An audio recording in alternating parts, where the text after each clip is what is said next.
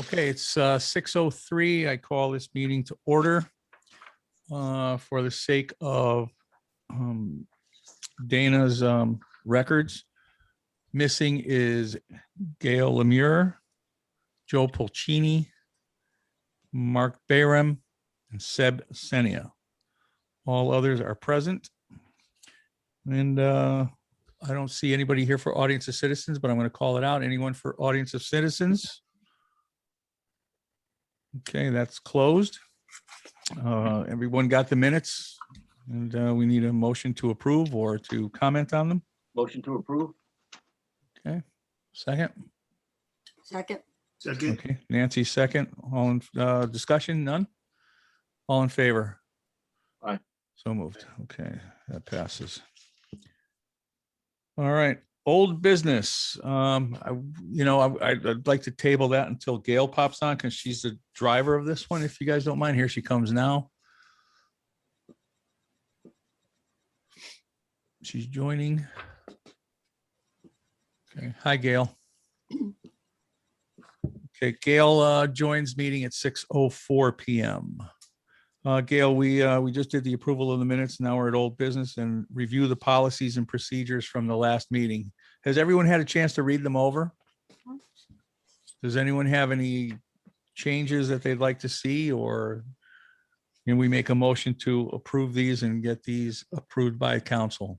Hey, Pete, Yes? Peter, okay, now here's the thing, I was giving this some thought. When it comes to the refund itself, and we have one in our agenda tonight, what I am proposing is that we incorporate the language of what rates will be used in order to determine the dollar amount of the refund. And what I am proposing is that we use the weekend rates, regardless of whether they played weekday, weekend. We just use the weekend rate and calculate out accordingly if we're going to, just take their number of plays and multiply it times a number. As opposed to, I don't want to know how many weekend, how many weekday, just use the weekend rate. What It's if, kind of like returning something at Kohl's, in that if you return it without a receipt, they're going to give you the sale price. So again, that's just my opinion. It's, you guys decide, but I'm proposing that we use the weekend rate when calculating the refund, if any. Anybody have a problem with that? No. For simplicity reasons, I agree with that one. Keep it simple. I do too. Gail? What do you think? Oh, good idea. So you want me to add that? Yes, please, Gail, if you would. Rates will be the weekend. Did I hear that correctly? Correct. Will it be based on the weekend rate, regardless of whether or not they've played during the week? It doesn't matter. Suppose they I don't bought think- one I of don't think- those- No, wait. You don't have to Suppose say they bought that, one of just- those- No, I'm saying that. You don't have to say it. It's just going to be based on the weekend Right. rate, period. The end, done. No matter what they bought, right? No Whether they matter- bought an unlimited or Regardless, the. yeah, I think we should be specific.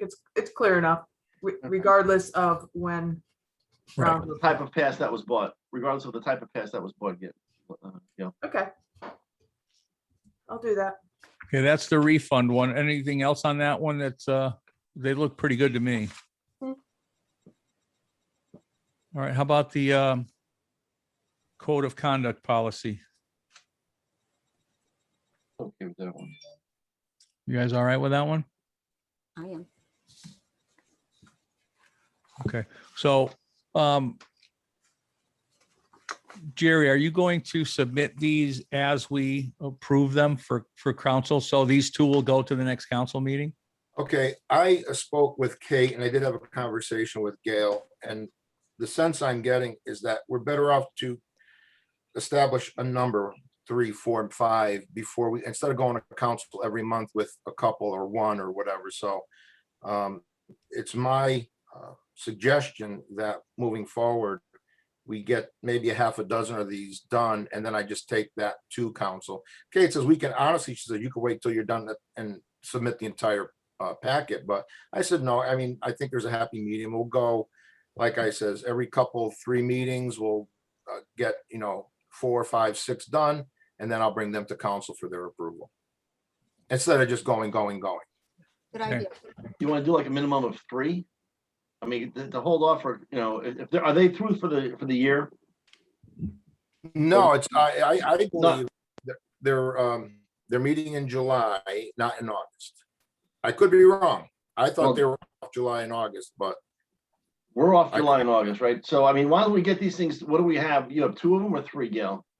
Right now, we've only reviewed two. I think originally I sent out, I want to say 4. And then I think I asked Jerry, are there any additional policies that we don't have out of those 4 that I sent out originally?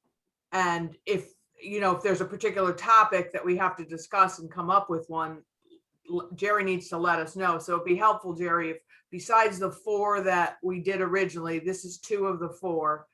If there are Correct. any others, and now we're not gonna probably get them done until September because Yeah. we're not meeting in July and August, so. and Gail, to that end, on our agenda, I did ask that we discuss the golf cart rentals for tournaments going forward. Okay, If we can establish a policy as to how many, we can't keep going on where one tournament wants 15, another one wants 10. Our fleet is not sufficient enough to cover these larger tournaments. But we need to draw the line somewhere. so, Again, it costs us. And yes, there is additional revenue being generated because they've got that many more players. But, and it's a big but, our fleet is taxed, and that's being, nice about it. But, and going forward, our next lease will certainly have more cars in the fleet for daily use as well as tournament use. so I agree with you about not going to them every month with policies, Yeah. but since we're not gonna meet in September, I would recommend we go with at least these 2, and if we could bang out the cart rental policy, at least we'd go with 3 before the fall, and then we have to wait till September, I guess, to finish the others. Absolutely. That works for me. That's good. I like that. That works for me. No problem. Well, we can talk about that one tonight then, right? Yep, that would be nice. Okay. All right, any other old business from any other commissioner? Hearing none. New business, donation requests. We have a few. No ties to Berlin that I can see. Anyone have any comments on any of those? I didn't see any ties to Berlin that I was aware of. Yeah, the tournaments aren't being played at Timberland, nor are there any, there's no Berlin ties, so. Jerry, could we make a motion on both of them, or do we have to do each one separate? We can make a motion on all of them, right? Since they're all, I'll make a motion to accept them as filed, Peter. thank you. Second. Second. Okay, Jim Bugella, second. Discussion? Hearing none. All in favor? Aye. All in favor, 2, Of accepting the donations? of accepting the donation? Oh, no, no. Okay, so all in favor? None opposed? Okay, Jimmy Green. Jimmy, you yes or no opposed? for the donation? No, I agree with the donation. You want the donations?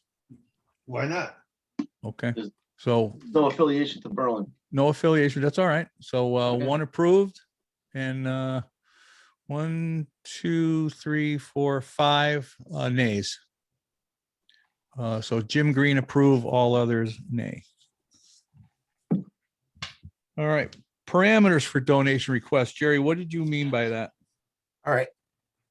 I receive, whether it's through email, mail, many phone calls, text messages, donation requests. And I don't think we have a policy in place that says we only grant donations if there's some affiliation with the town of Berlin. So I'd like to make this very simple or simplify it, at least, and maybe I'm being selfish at my end. If we get donation requests, like we've just had these couple here, no ties to Berlin, can I dismiss them? Or do I need to bring them to you to have you dismiss them? Because at the end of the day, we all know they're most likely going to get dismissed. I get a lot of requests, Hey, Jerry, So, yeah. I have a suggestion on that because I was thinking of that as well. I think we should have a section on our website for donation requests and have a form and have them fill it out. And then before they fill it out, we can clearly say that, you know, Berlin, you know, Timberland would be happy to donate to the cause. However, you know, we strictly donate to Berlin affiliated organizations or ties to our wonderful little town, you know, or whatever. But this way here, if anyone wants a donation or anything like that, send them to the website, let them fill out a form, and we don't have to respond at all. You know, if there's a Berlin tie, we could vote on it, take it to council. Otherwise, no, just spell it out on the website. Just send everyone to that form on the website. Done. Yes, Jim. Norton. Jerry, because we still have to keep track of those that we turned down. And that was requested by the town council. Correct. Those that were accepted and those were rejected, right? They still Right. want to know that. I So, thought I they mean- only wanted to know how many come back from a donation. No. They Oh, want I to got the know, impression they wanted to know, as Okay. Jim says, oh, these were, you know, Jonathan had a list going, these were given out, these were redeemed. and then, yeah, these were approved and these were, they're basically free, you know? Yeah, I've got, you know, like you say, the three lists, the ones that I brought to you, like these two, for example, plus those that were granted, like Hungerford, and then those that are going to be redeemed, whether they come from Hungerford or St. Paul's or whatever. So I've got that. I'm tracking all that. So that's not a problem. I just, again, I'm just trying to simplify things at my end. Because once I respond to everyone, I respond to everyone. I tell them the process. I explain to them the process. It comes to me. It's got to come with a letter, preferably with, you know, your letterhead. And then I take it to the commission. They vote on it. If it's yay, I bring it to council. If they approve it, you're good to go. I generate an award letter. So, I think, yeah, Pete, and I that's think not a bad idea. Yeah, I think that's exactly what we could do via the website. So if you get an Yeah. email, you get an inquiry, you get a telephone call, you direct them to the website and that starts the process from the website. Then you can, you know, you can bring it forth and we go through this, but it eliminate you having to explain to them. You just direct them to the website, like Peter says. Yeah.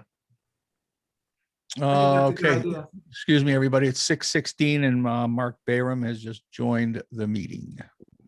Hi, Mark. So, Mark, we're talking about donation requests, how they come from, a lot of them go to you, a lot of them go to Jerry, some of them come in the mail, some of them email. So what we're proposing is to create a form on the website so that we'll spell out basically the guidelines for donation requests. And then they can fill out a form and they would go right to Jerry. And this way here, you know what I mean? So if they email Mark Bayram for a donation, just point them to the website, just shoot them a link or whatever. And it kind of makes it easy this way here. They're not going to you, to Jerry, all over the place. You know, we can keep better track of them. And then they can read the guidelines for the chances of them getting approved or not. Does that make sense? Mark, can you hear us? Oh, you're asking me? Yeah, well, I'm just giving you the kind of general overview of what we were Well, just it's talking already about. on our website, Pete. It's already there. Okay, well, maybe we could just fine tune it a little bit with some guidelines and stuff. All right. Because we're not taking Are anybody. you gonna do that? Yeah, we'll take care of that. Jerry and I, or you know, yeah. Because that's a commission thing. That's got nothing to do with you. So we can take care of that. But Pete, what's the problem if we do donations? I mean, what is the problem? I mean, There is no problem, but the town it was very concerned that we give away a lot of free stuff. So in the past few years, we've decided that chances are, if there is no affiliation to Berlin or anyone in Berlin, that it would not get approved, simply for monetary reasons, Jim. But like for any Berlin organization like the high school or whatever, chances are it would get approved. And we've approved just about every one with Berlin ties. But you know, if we start approving anything that comes through the door, then we'd be giving away all kinds of foursomes with carts all over the place. I mean, we get, you see how many donations a year we get? You The know, town so, council isn't gonna go for it. no, they're not, Because they're not in They favor have of the that. final say. We just make a recommendation to them and they have the final Okay. say. And since we've kept it to Berlin affiliations, I don't think there's one that they haven't agreed with Right. because of And- that. And understanding. they've also hinted to us that, you know, we would rather not give so many out, not so many words. Does that explain it, Jim? Yeah, but how many do we normally give out a year anyways? Less than a dozen for sure. Right now, Jerry? Yeah. Yeah, you're Yeah. probably around Yeah. right now, probably around 4. You know, this season, yeah. Keep in So, mind, previously, Jimmy, we were getting five or six requests every meeting, yep. Oh, yeah. you know, if not more. And it was, Yeah. you know, we're inundated, so it's, you have to draw a line somewhere. All right. I mean, there isn't any of them that are absolutely off the table, but generally the rule, you know, the normality of it all is that if they don't have Berlin ties, then, you know, it's for a kid in Milford who's playing a golf tournament in New Yeah. Haven. I mean, what does that have to do with Timberland? You know what I mean? On the website, when we do the revision, I would call it a guiding principle. Our Yeah. guiding principle is to approve them for Berlin affiliated organizations. Yeah. Okay, that sounds good. Yeah. Very fancy. So official. No, that's good. I like that. Any other discussion on that? Nope. Okay, so yeah, Jerry, if you get an email or Mark or a phone call or whatever, we'll just shoot them the link to that webpage. And can we, if we come up with the language, Mark, how do we get that up on the website? Do we just, who's gonna post that? Can Does send the it to town- me, does- oh, or you can send it to Deirdre. I think she has access. Okay, good. Yeah. Okay, perfect. All right. Anything else on that? That subject? Good. Okay, there's a request for a refund. Oddly enough, we just talked about that last month, and it is prior to July 1. This gentleman, really nice guy. He broke his hip. So he's out for the count. Now, Jerry did have discussions with him. And I believe, Jerry, you've asked for a doctor's note, right? I did receive that yesterday. And he's got no problem with that. So, yeah, he's out for at least several months, right, Jerry? Oh, yeah, he's out for the season. Yeah, so. I based- make a ahead. motion that we give Scott Sterlick a credit for next year based on our current refund policy. Second. Our policy was prior to July Oh. 1, they get the money back minus rounds played. After Yes. July 1st, then they get credit to the next year, isn't Oh, that? is that how it reads? Or was it Yes. July 1st? They don't get anything, something like that, but. July Yeah, 1st, I you don't think, get I anything. think he, the way I read it, I don't have it in front of me, but whatever that is, I think he gets credit for next year. Yeah, he's not gonna get a refund. Right, he gets No a credit refund. towards next year's. Okay. season That's pass. That's correct. Okay, is he okay with that, Jerry? I think so. I think he's a He's a player. regular there Reg- anyway. I think he's just looking for some help, Sure. knowing that he won't be there the rest of the season. Now, with that all being said, I did some math. Now, Mark, correct me if I'm wrong. He's non-resident? Yeah, he's a non-resident. And he has a season's pass, so very quickly, so when you make your motion to issue the credit, Mark did some research and he found that he played 4 18-hole rounds and 3 9-hole rounds. He paid $13.95 for the season's pass as a non-resident. So 4 times the 18-hole weekend fee gives me 172. 3 times the 9-hole weekend fee gives me 78. That altogether gives him a credit of $1,145 for next year. Would be his And- credit. Yeah, and in our policy, again, I'm sorry, I don't have it in front of me. Wasn't there a fee for that too? Was there an 10%? administrative fee or anything? Yeah, 10%, not to exceed $50 or something to that effect. I'm gonna bring it up. I mean, does our motion have to be that specific? We're just gonna go by the policy. You could figure out the details, Jer. As far as I'm I concerned. have the policy here if you want me to read it. Well, Yeah, just, was there an administrative fee, Season pass, a credit can be issued if an individual development condition for playing golf for the remainder of the season. A refund can be issued if an individual develops a medical condition that will prevent him or her from playing golf on a permanent basis. So that's the refund. In either case, no credit or refund will be granted if the condition occurs after July 1st. So it's a credit prior to July 1. The individual must submit a written request for a credit explaining his or her circumstances. The request must include medical certification, blah, blah, blah. The documents that are done. The amount of the credit or refund will be based on the cash value of the season pass minus any rounds of golf played. And that's where we're going to say based on weekend rates. Okay. All requests for credit or refund will be charged a 10% processing fee based on the amount of the credit or refund. Minimum fee of $5, maximum fee of $50. There you go. Okay, so what's he gonna, we're charging him $50 service fee? that's what it Yes. says. Yep. Okay, Jerry. So that credit would be a total of $1,095. Well, 10%, what's 10% of it? Yeah. It's Yeah, $50, not- take off $50. Not to exceed, Correct, exceed, not to exceed 50. right, so 10% is 500, so he's at the 50. So I just want you to know what you're approving dollar wise. So it's $1,095, correct? Yeah, 1,095, That's with the 50 taken out. yes. Correct. Yeah. Okay. Yeah.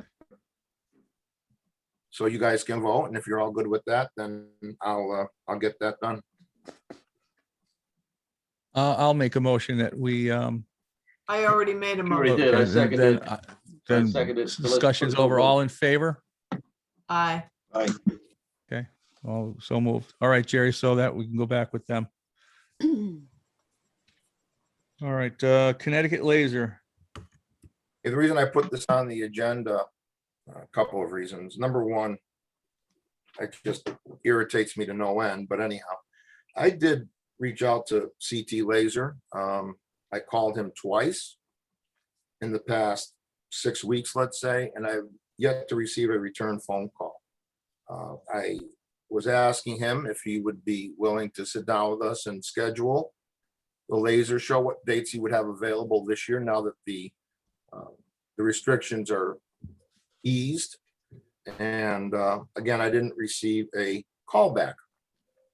So we got $4,000 to Mr. CT Laser and we got nothing. And that bothers me tremendously. So I did talk to Arosh, and he did say, Arosh said that when he emailed him, he did receive a response. Okay, so looking at your clocks, I don't think you've got, no, I know you don't have enough of money with the current T-sign balance to go out and purchase a clock to include the concrete base, the wiring, and so forth. So my question to you is, do you want to pursue Mr. CT Laser and see if we can establish a date this year for him to fulfill his part of the contract and do the laser show? Or do we want to, what do you want to do? I think we pursue him. I think I have Arosh email him again and have him commit or not. And if he doesn't, then we go after him. This leaves a very bad taste in my mouth, this whole thing.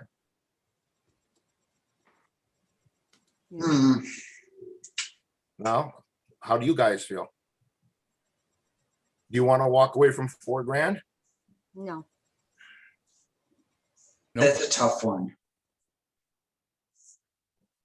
Call Well, us- the guy should at least have the professionalism to get back, and either he's out of business or whatever. For him to ignore is unacceptable. I have I a Roche. agree with Jerry's plan. He's spoken to me about it. I agree with his plan. I don't think this guy has any intention of doing it, That's, but I don't think that we can go after him until a Roche feels that he's not being responsive and can somehow convey that to the town attorney. I don't know, even when he doesn't respond, or gives some whatever reason why he can't, whatever his excuse is gonna be, I anticipate it will be. Maybe he'll give us some dates that he can do it. That would be kind of interesting. I That, thought he was out of business. then yeah. I think that, well, and then I think that the town attorney may decide that he and the town not worth the Roche, risk. that, well, that they're not gonna want to spend the money. They're not gonna want to pay the town attorney to go after $4,000, because I guess for them, in the scheme of things, it's small potatoes. It's a bad taste in my mouth as well, but you know, I would like to have a Roche be in touch with them. Well, his website is still up, and it doesn't say he's out of business. Correct. So we could always get VIT involved too. Connecticut 30. That's actually a good point, Peter. Yeah, Yeah, it is. you know, call, Yeah. they're always looking for stories like this. Right. So anyway, something So to think I'm about. gonna do, then what I will do is, because I have talked to a Roche with regards to this already this year, past couple of weeks. I'm going to have a Roche email him, knowing that the golf commission is okay with fulfilling the contract, setting a date and moving forward with this. Certainly the current, and I don't want to get ahead, the current balance in the T-Sign account is $9,439.63. So we can give him his other four, as well as any incidentals. I don't know what deals you guys, I wasn't involved with New Britain Transit. I don't know that we need to go to that extent at this point, or we just, look, we're having a laser light show at Timberland on August 5th. And come Well, have a, Yeah, if we get a date from him, I think it needs to be pretty far in the future if it really looks like it's gonna happen, because there is a fair amount of planning that would have to happen. Yep. But I think, again, this is kind of calling his bluff. And, You that's, got, you and I, well, Gail, you and I talked, and yeah, I think we call his bluff. Let's go. We got nothing to lose. We Jerry. really don't. Jerry Gale, I seem to remember in the contract that one of the provisions was that not only he got half of it up front, but he got the other half like a week or 2 weeks prior to the event. Yeah, that is not gonna happen. Well, That is not- listen, we yes, never signed the contract anyway, but yet it's on that piece of paper. And if you're looking at it, you want to, I don't trust this guy at all. Neither do I. And he's pissing me off. But And that's what a good happens thing. if he agrees? I think there's a greater chance of him agreeing to something, taking the rest of the balance and not showing up, because what's the difference between 4 or 8? well, I think we could put some caveats. If he responds to a Roche and says, I'm making this up, I have August 10th and August 30th available, then we would want to know a show that he's doing prior to that, so that we could better understand his setup and what to There you expect. go. So if he takes the bait, if you will, I don't think we're just gonna set a date and then pay him. It does say 2 weeks before. I think there's gonna be ongoing negotiations around, you know, okay, what shows have you done recently? If this is gonna be his first post-COVID show, we don't wanna be it. And say, well, you know what, we're gonna push it off till the spring and, you know, let us know, or later the fall, what other shows do you have booked? Because we want to go see one, so we can better understand it for ourselves and plan for our event. Yep, Jim Norton. and that's a good point, from being in an audit perspective. There's, a couple ways to handle that. And one is, yes, Erosion has to, they have to do their due diligence on this thing. But at the same token, I think, Peter, you hit the nail on the head, and someone flat out said, listen, what's it going to be? Either you're going to do it, you're going to refund it, or my next phone call is going to be to WPIT. And I'll have I'll have the radio stations, and I'll have the television stations here, and we'll just explain, here's what happened.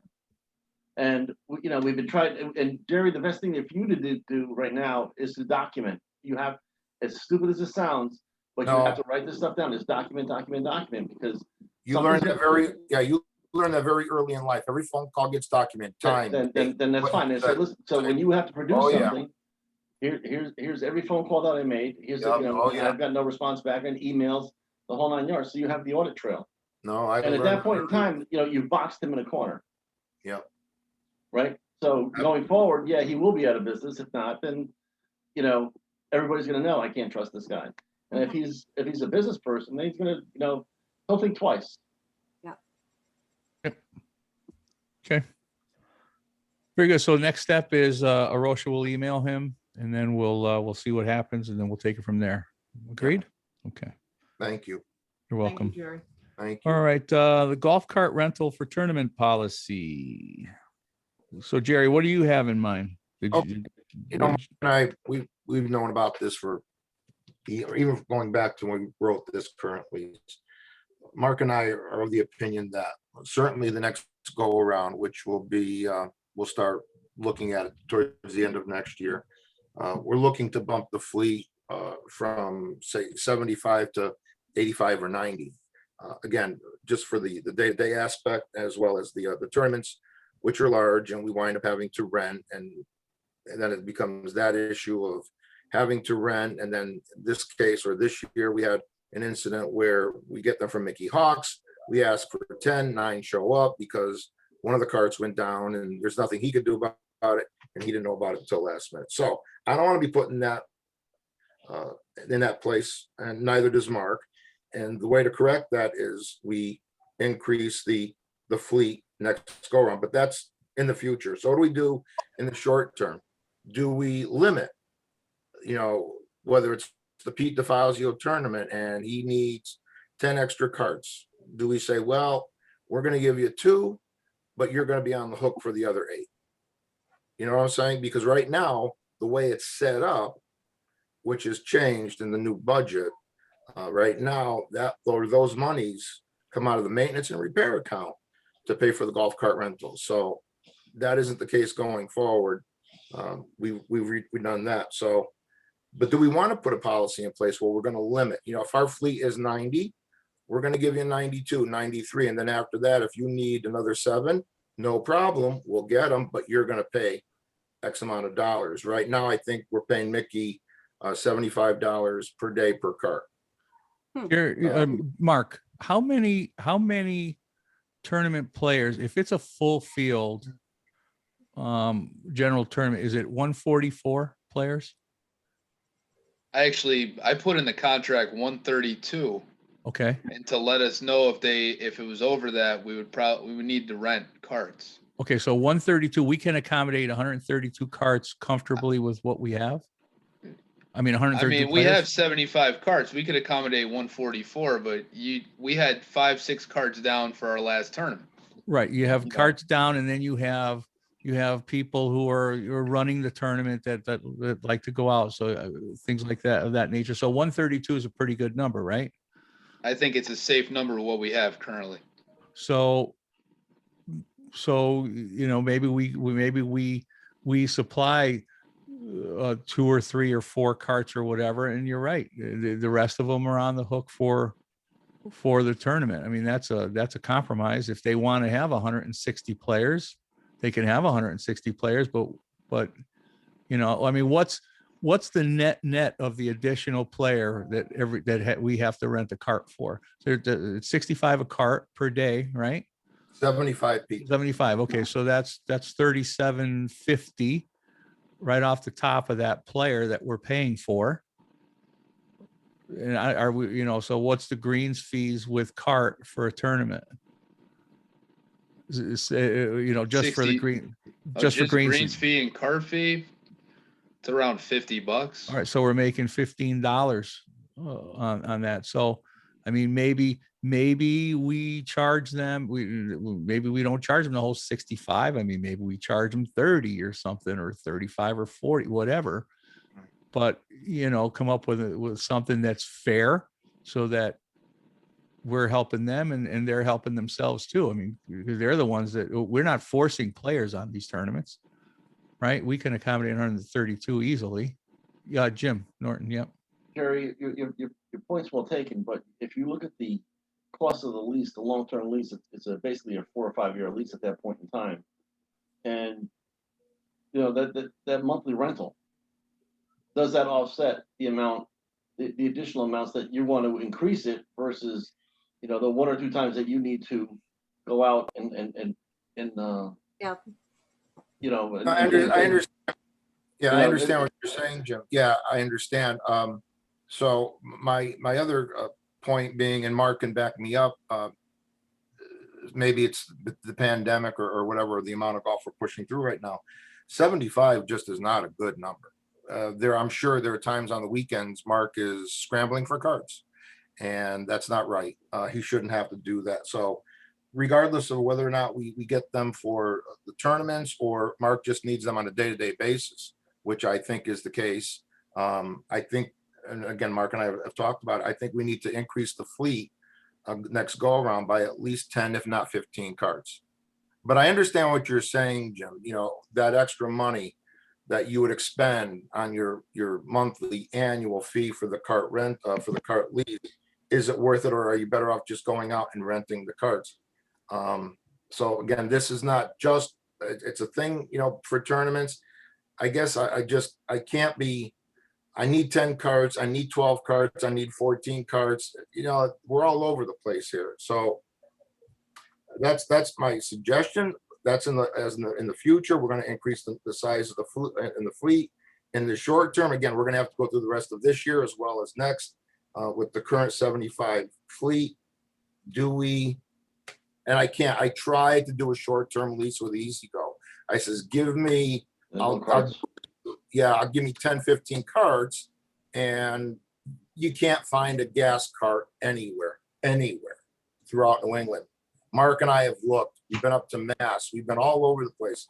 Mickey, for that matter, he's maxed out. I mean, 10 carts, he's pretty much maxed out because he's servicing so many people. So I think in the short term, and not even the short term, for the remainder of this lease, we should come up with something that says, hey, and you know, Mark's got his buffer there, and we've talked about it, and you know, 140, 144.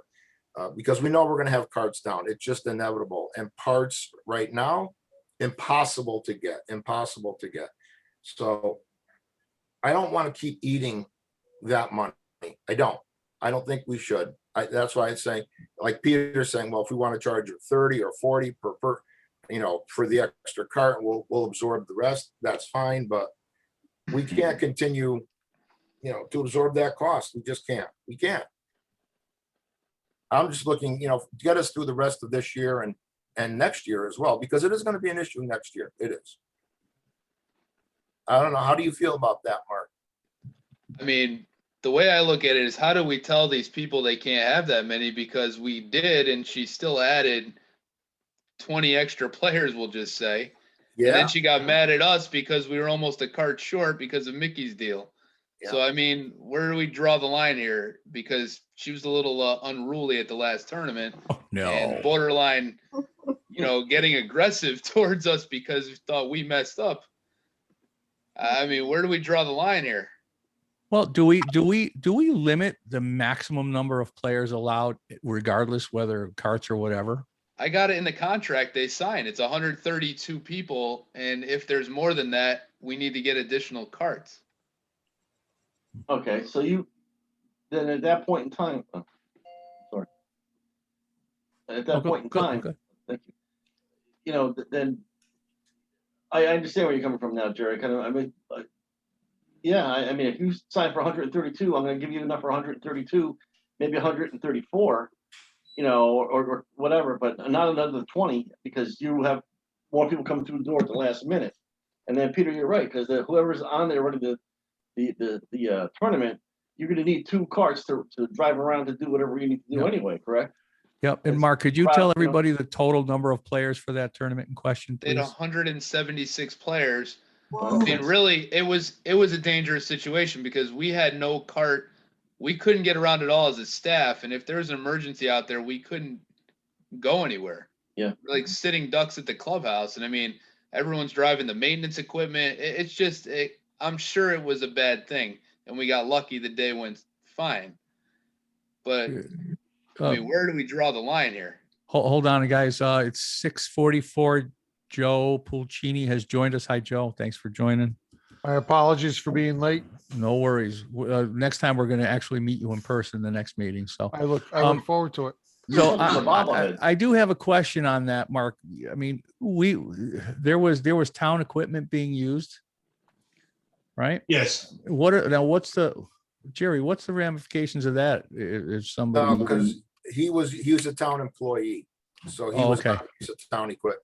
okay. So it was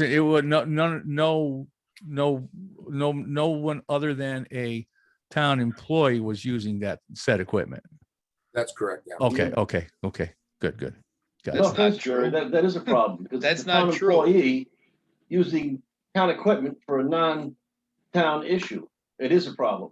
I hate to point that out to you. Yeah, I'm but glad we're everyone was recording it. using every piece of equipment we had. Yeah, and I understand why you did it, but no offense, if something went wrong, then you would have a big issue. Well, so then the bottom line is maybe we just limit the absolute maximum number of players. Yeah. And we go from there. I mean, we're not a Tunxus that has, 200 carts and 45 holes. So, I mean, we can't do what we could do. 132, 144 max. I mean, and we've even accommodated 150 plus without too much trouble, but 176, that's a lot of That's a players. lot. So, Yep. I can only imagine what it's like up there that I mean, day. and here's another thing. The week after we had the Charlotte Web tournament, there's 142. So, I mean, we have enough carts for that. We did rent extra because they were a little concerned about the cart situation. I mean, it was valid because the day of we had 5 or 6 carts of our own down. So if Yeah. we didn't rent those extra carts, we wouldn't have had enough for 142 players. Right. Peter, Yep. Go ahead, Jim. Mark, if your contract says 132, then, maybe it is time to put something in there, anything in excess of 132 that, the whoever's doing the tournament or whatever has to pony up, $30 a card or whatever. And that, because if that's coming into Jerry's budget, that's really not fair to him either. Well, I No. mean, here's my question. Who's in charge of that? Yeah. Who's in charge of, making sure that happens, that they don't exceed that? Well, you would know the number, correct? I know the number, but am I responsible for making sure they don't have more than 132 players? Is that Well, my responsibility? Yes, I would say that it is. If I'm you're the not one- sure it is. Well, but if you're the one who is setting up this tournament and collecting the revenue, then yeah, no offense, I disagree. That's a town contract. Who do they pay? You or the town? They pay the town. You don't collect any, you don't collect any funds? Who meets with them The- to go over all the details of the tournament? I do, but when I'm saying when they need to stick to a certain number, let's just say they don't follow the contract. Right. Am I the one that's supposed to say, hey, you're not following the contract? Like, this is what it needs to be? No, you'll be the one to say, listen, you've exceeded, the limit. I'm sorry, I don't know what to tell you, but you exceeded, and you have to reinforce that. I mean, it's, but what is the limit? It's a town contract and they pay the town. I'm just kind of the middleman here. Am I supposed to be the one that says, you know what, you can't exceed this? And you Well, breached your contract. Are basically. we're not saying they can't exceed the number of players. We're saying that they need to pony up for carts if it exceeds, right? Okay. So there's a big that's difference. all we're trying to say, yeah. Yeah, there's a Well, big it- difference there. I well, mean, we Mark may has- want to we may want to limit the total to like 150 something, but I mean, how many tournaments have we had 170 plus players? This is the only one that right? So, I mean, that's kind of an anomaly, but, Well, It's gonna happen next year unless we have something in place. you're absolutely correct. Cause now that 176 is going to turn into 190 because they know they can get away with it. But I think Mark has a point that should be clarified regardless, because whenever you have a contract, you have the potential for questions or concerns, or someone didn't follow it. Is it his responsibility or Jerry's? I mean, to be honest, I mean, I don't know. I guess I always made the assumption that you were meeting with them, Mark, which you are, but you're kind of the middleman for the town. And is that an expectation in your contract? And, you know, are you, as part of your salary, is the town expecting you to be that liaison for tournaments? I don't. Well, have not your I'm contract. more along the lines of if there's a breach of the contract and they just strictly don't stick to it, like, and Right. there's legal action for some reason, I don't think That's it the town. includes me. No, that's the No, town. that's the town. You know, That's the town, Mark, I think what would happen is if a tournament comes to you and they've signed for 132 players, and then they I don't know what do you see the problem being? They now have 144 and we have to pony up stuff. I mean, what are you? Give me a for instance, if you don't mind, a breach. Sure, say it's 132. Yep. T-Cop wants to have 176 again. Yep. Are they gonna rent however many carts that is, 30 carts extra? Yes. Yes. Well, there's And- no and- language, there's for no that. language that says they're gonna do that. I mean, No, that's no, something. somebody That's why needs to we're write talking up. tonight. Well, that's what we're discussing tonight. We're trying to set that policy. And you're right. If we say 132 and they come with 176 and we have that policy in place and they don't want to do it, then we get Well, the other issue town is- involved, not you. The other issue is availability, because Mickey, I'm sure Jerry scrambled to get 14 carts. Absolutely. Well, that's why we're discussing this. Do we limit it? Do we limit it to 154, 156 max? I'm just talking max now. You know, we could accommodate 132. We could, you know, with no added expense for carts. We can accommodate up to 156, but you have to pony up the carts between the 32 and the 56. Cut and dry, done. You know, That's if we Jim- can get the carts. if we could get, well, yes. Jim Norton, yep. No, Nancy had her hand up. Okay, I'm sorry. Nancy? Yep. Mark, if the town is responsible, if it's their contract, when you meet with these people to discuss the details of the tournament, would it help if you had like Jerry, Arosh, and yourself there, all three of you? I'm sure, but it's unrealistic that we could Yeah. all get together to meet with somebody for an outing. I mean, we could try, but it's hard enough to get together as it is. Maybe Jim- just for the ones that are right on the line, like Teacock. Well, something like this, you may get, well, Jerry definitely has to be involved. But Joe, you had your hand up. I'm sorry. Do you have a question? Yeah, I do. And, you know, to Mark's point, you know, when we say the town and the contract is with the town and the town has to is there an individual or is there an office in the town that they're the go-to person that you would reach out to and say, I have a contract, that contract has been violated. There's financial repercussions or there's damage done or whatever the case may be. Who do you turn to? Who's that belly button that you would reach out to Right. in the town? Right. Well, You would- that in my opinion would well, probably be director of golf, right? Well, he would come to me and then I Right. would in turn contact Arosh, who would then, because I really don't have a direct line to the town attorney. So it would have to go from me to Arosh, and Arosh would then contact the town attorney and explain the situation. Right. Yeah, we don't want Mark dealing with town Right. dealings. That's not his job, and he doesn't need those hassles. You know, he's the delivery person and he's the face of Timberland. He's not the negotiator. So, Right, you totally know, agree. that's not a burden that we should lay on him. Yeah, Jim. 2 points, Mark, you're right. And if there is an issue, that's not for you to deal with. That's for Arosh or Jerry to deal with, and let it go like that. The second point is if the cop tournament, you're saying you're gonna have the same issue next year.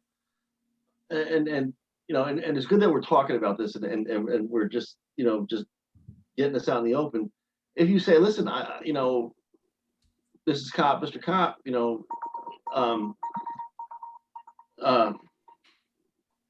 if I can't accommodate you, are you gonna go somewhere else? And that's the next thing, that's something else that you really kind of need to think about that, Hmm. But it's a double-edged sword. Don't get me wrong, it is, and I don't have the answer. Would they go somewhere else? I don't know. But I know that they did try this year. they go somewhere else. Yes. Well, then And I mean, where they did try, they could certainly accommodate them, but from what I understand, they couldn't work out the arrangements or whatever. So they came back to Timberland. Jim Peter. Green, yes. Peter, when the Ryan Lee tournament, they have a double shotgun, right? Yep. If they're gonna go that big, why don't they just break it down to a double shotgun?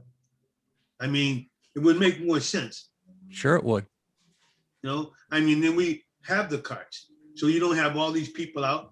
And like I seen a lot of stuff that was going on there that shouldn't. I don't think it should have been going on. But Jimmy, that particular tournament is just a ton of close knit people, and I don't know that they'd want to do a double. You know what I mean? They all want to get together and party afterwards, and so I don't know. I mean, yeah, of course, that's an option. We could do 2 blocks of 132 players. They can have 264, but I don't know.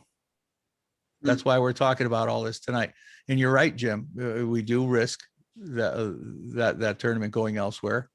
Well, I mean, and I don't know if this is an absolute fact, but I did hear that they did try to go somewhere else, and the deal was sweeter at Timberland. That's all I know, I think. But again, where do you draw the line? What's the Yeah. stop? I'm not picking on that particular, any tournament. Any It's got tournament. 200 people.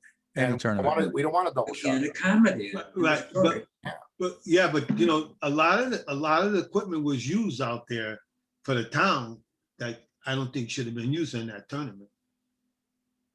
you're right. I mean, somebody would have got hurt, then we would have been there would have been a problem. Jimmy, I And can that's tell what you we gotta- from how we've dealt with things in the state, it's the same thing, and you're right. That's an issue. It is an issue, and if that gets out, I mean, somebody FOIs any of this information, then you're gonna have you're gonna have a problem. You will have a problem.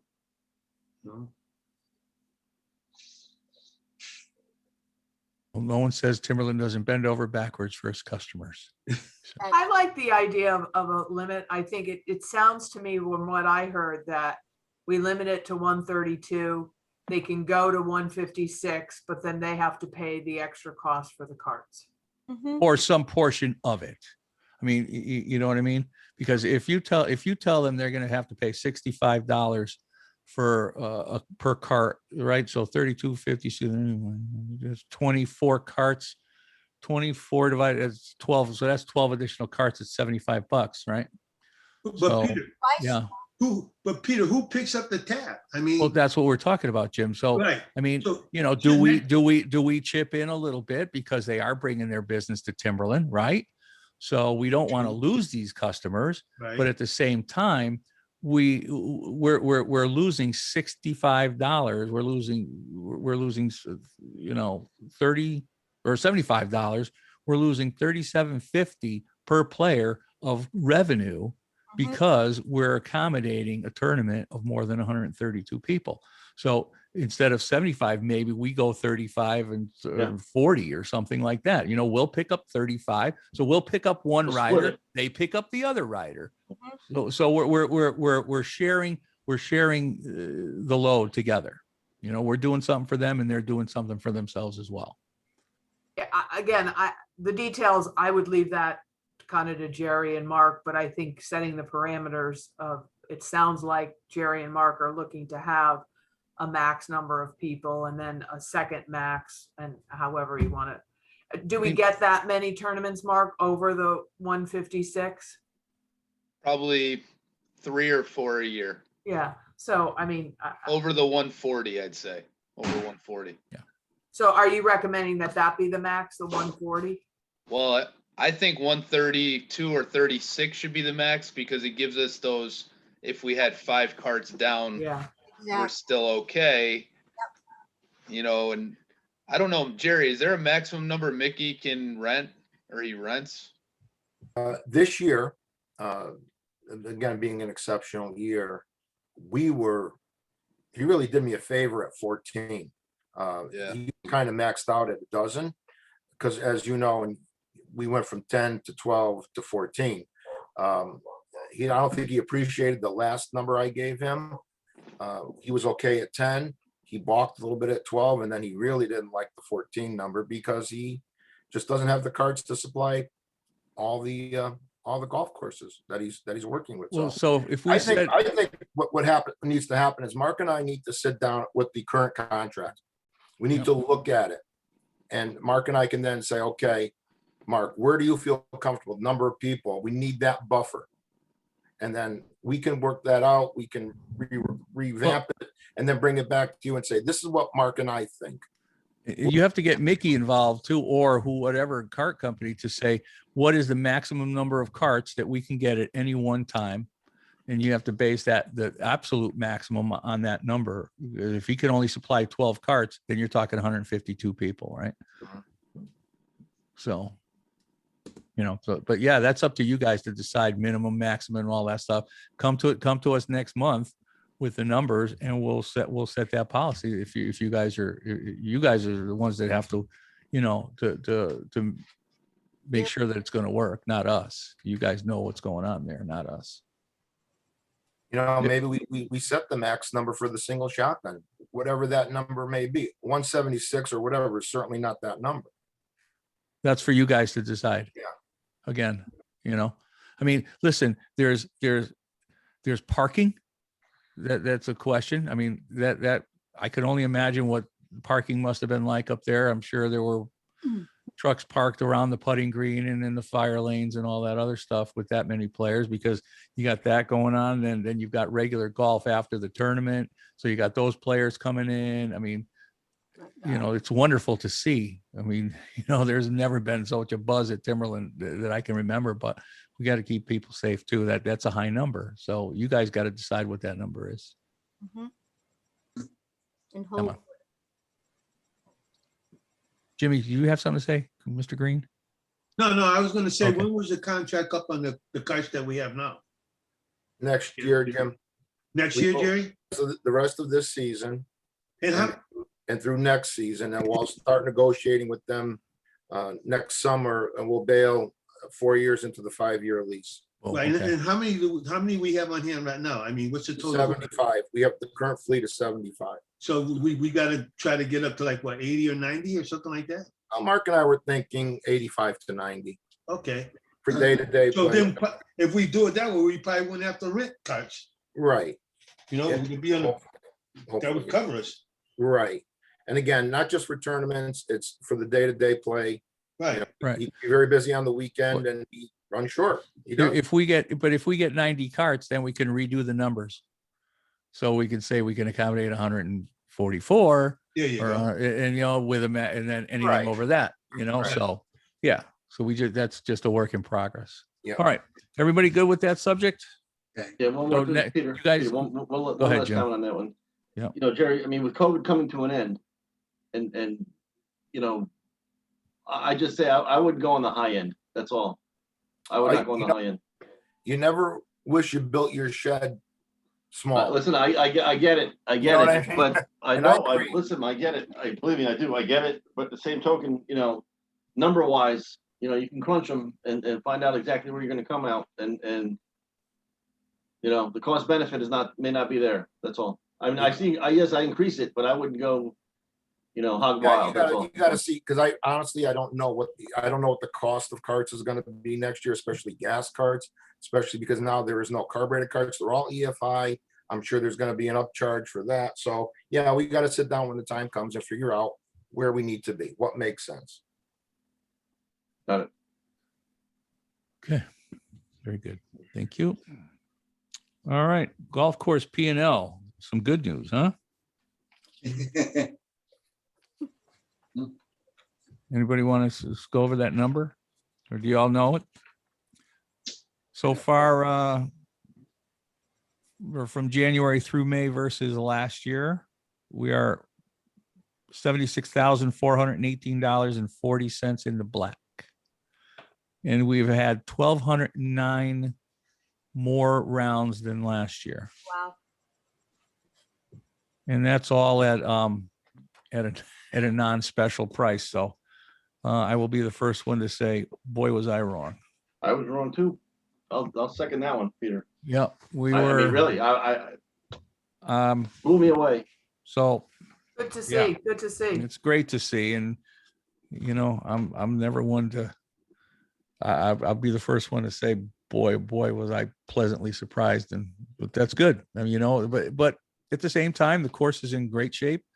You know, they're using real mulch this year, which is nice to see. And instead of, you know, just cut up chips. And so, you know, we got a ways to go, but yeah, so we're doing good. Let's keep the train rolling. It's a good team out there this year. Okay, anything else on the P&L, guys? No? All right. All right, account balances. The T-Sign account, Jerry, you said it was 9,000 something in there? $439.63. Thank you. CIP balance, and there are encumbrances because we are still getting, we still have a couple of outstanding invoices we're waiting to get from Dunning for the soil on the 5-6 area, but the current balance in CIP is $14,821.62. Do we have a number of what we generated this year in CIP? Was it on that P&L? No, I don't think so. Okay. Well, that's true. It's not a prize. It's not, that's right. It's not revenue. So, Revenue, yeah. okay. So we have we still have almost 15 in there still. Well, that's not, yeah, and I guess I do have a couple of, I'm waiting on a couple of invoices from Dunning, so. Do we know what Dunning is what they charge for that? Do we know what this is going to be after those two outstandings are paid? I don't know, I don't. Okay. Because again, we emailed them, we're looking for the missing invoices, we have the delivery slips. So, but there is no price attached to it, so no, I don't know. I do know it's a couple of loads of soil that I do. So Okay. I would assume, I don't want to commit myself, but you're probably looking at a $2,000 bill. Oh, okay. All right. Nothing What's next on the drastic. project list, Jerry? What's that, Jim? I'm sorry. What's next on your list with the funds that are available? Well, now I start looking to the winter of this year. So I've already started meeting, and this is kind of getting into my report. You know what, Jerry? We're going to take you to your report at this point. Okay. Okay. All right. So let me do this. Okay. All right. So again, looking at the report, we did take delivery of that ProForce blower from Turf Products. 5 and 6 are done. Mark and I met with the senior men's club to revise the starting time procedure. They've been wonderful. I can't say enough of good things about the senior guys. They were very willing to listen to us and agreeable. And, again, I think I'm very, very pleased with Jose and his staff, or his board, if you will. They're doing a great job, willing to work with us, and hopefully whatever concerns we had in the past will be just that, concerns of the past. Turf Products was out. They scheduled the lightning detection system. We've got some bad news. It's working, and it will work for the rest of the season. The globe that is located at the top of the clubhouse, the interior of the globe, there's like a film that covers that glass on the inside. It's deteriorating. And I says to him, I said, you know what, this thing isn't that old. This shouldn't be happening. So that if we had to replace the globe, we're probably looking at around $200 to $2,500, because what happens is, as I'm just going to use, for lack of a bit, paint comes off the interior of the globe, the glass globe, it falls onto a mirror, which is at the base of the globe, and the mirror is what actually picks up the lightning. Yep. So they've since redesigned it, and it's completely plastic. No more glass, no more paint. They've upgraded it so that apparently they knew this was an issue. So they've fixed the issue, but unfortunately it would hopefully not cost us the 2 to 2,500, because I says, well, you got to get this covered under warranty, because I'm not paying. I just had this thing installed a couple of years ago. I'm not paying another 2,500 bucks. So he's looking into seeing if they'll cover that globe under warranty. And I'm going to keep fighting for that, because that's unacceptable to me. So I'll let you know is that, but the system is up, it's working. And moving forward with that, certain batteries are indigenous to that system and only Turf products sell. I'm thinking about setting up some type of maintenance schedule, maintenance agreement with them. I have to find out what that's going to cost, where they come out once a year, check the batteries, check the system, make sure it's not working, identify problems, and so we don't get caught with our pants down. So bottom line, it works. Bad news is there's an issue with the globe. Hopefully we can resolve that and it won't cost us anything and get the upgraded globe. So that's done. We're continuing, we're deep into the spray season, fairways, tees, greens. We're going out almost every week. We're doing very, very well as far as any disease is concerned. We had a little bit of dollar spot pop up earlier in the week on the number 8 fairway. We recognized it immediately. We went out and sprayed it the following day, knocked it right down. So we're in a really, really good place right now. Fingers crossed with the chemical apps and disease on the course. Not seeing any evidence of any summer patch. Like I said, the dollar spot tried to rear its ugly head, which is not uncommon, especially after the weather we've been through and the thunderstorm that came through. So we're doing really well as far as that's concerned. And I won't say any more, knock on wood. The repair and diagnosis of the irrigation is just ongoing. We've got a lot of electrical problems out there. We've got some bad decoders. We've got a lot of bad solenoids. That, I believe, is just a function of the age of the system. We're coming up on 15 years now. It is electric. And things are going to start failing. And unfortunately, it's time consuming because everything has to get dug up. The parts are expensive. Decoders can range anywhere from $200 to $500 a piece.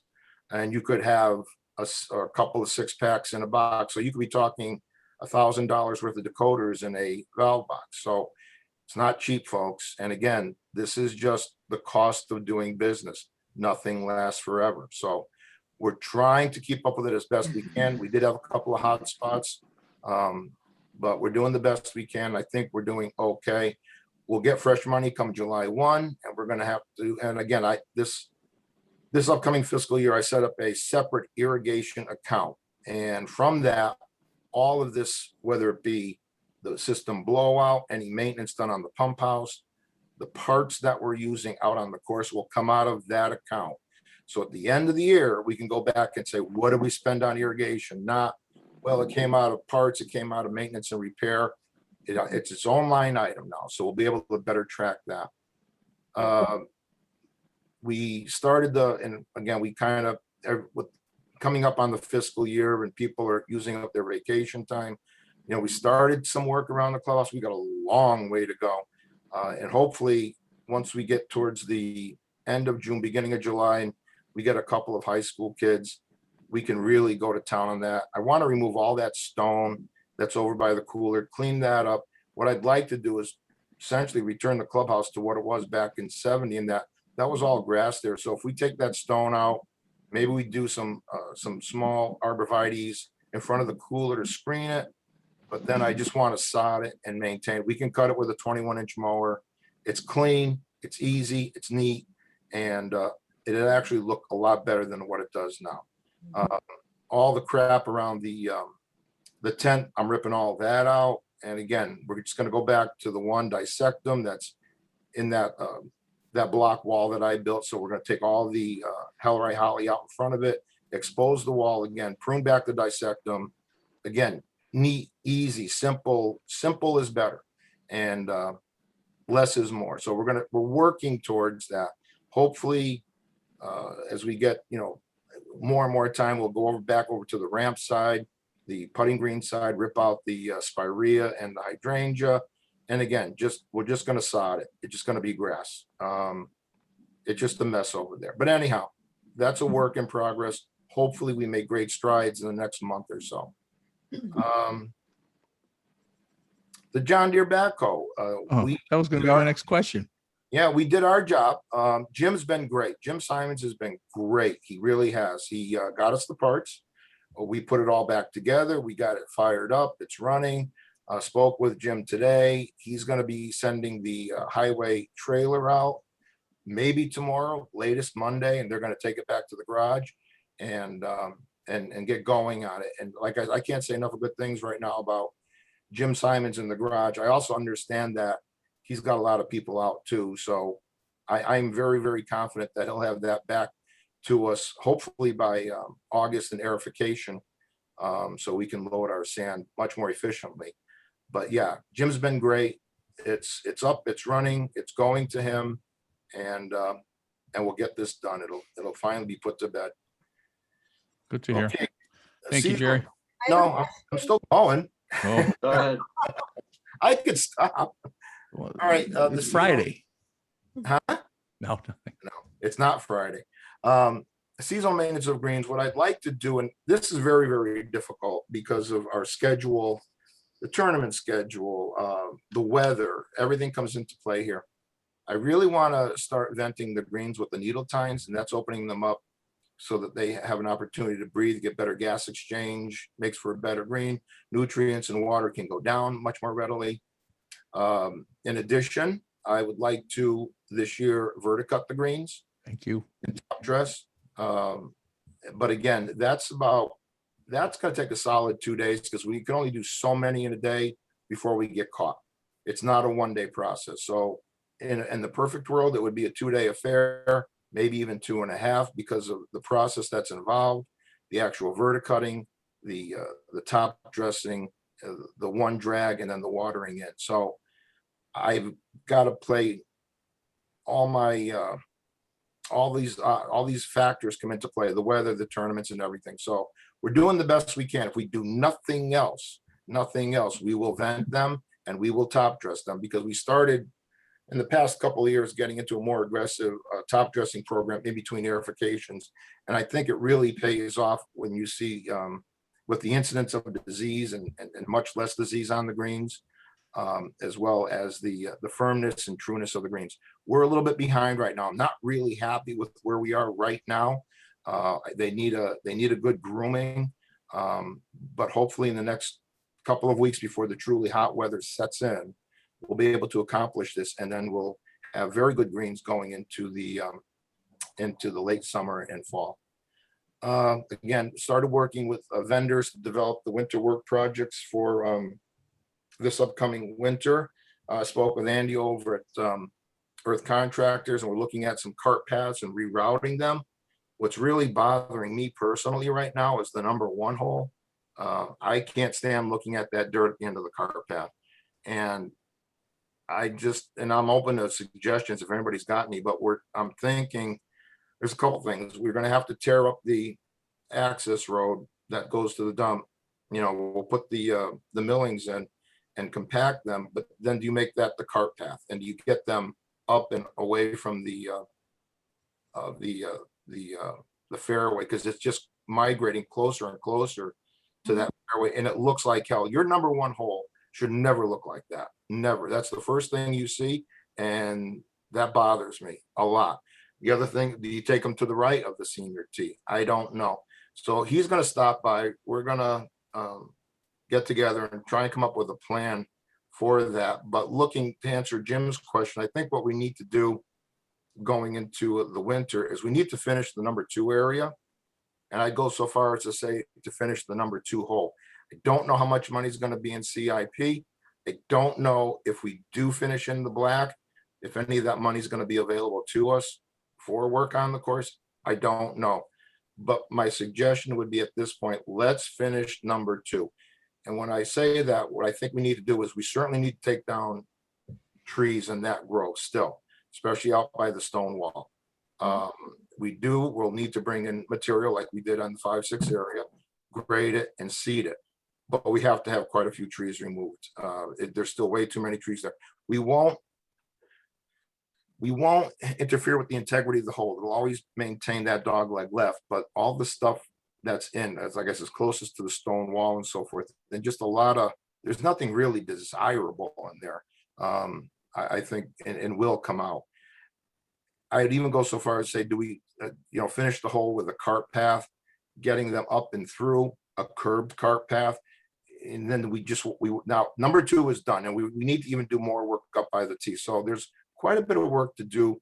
There's quite a bit of work to do all over the place, but in that number 2 area, because that T right now is suffering, especially with all the larger trees to the south of it on the number 6 side, and even up on the flat by the number 1 fairway. So we're going to look at the monies. We're going to see what we have. And I'll be coming to you and asking your opinion, but I'd really like to finish that, because everybody says the same thing. I'm sure you all heard it.